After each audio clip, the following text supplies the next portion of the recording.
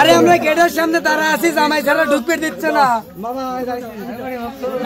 জামাই হারা গেছে, ঢুকতে দিব। যদি আমাকে একটু সম্মান করে তাহলে আমরা ঢুকে যাইতে পারি। একদিন দুই দিন আগে যা আছে দে, দুইটা দিন যাও। জামাই বলতে দিব নি। এটা ঠিক আছে। এটা কি বলে বলে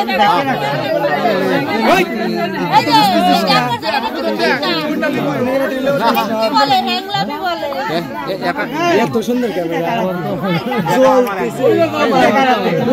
পিছনে জামা তো চলে গেছে।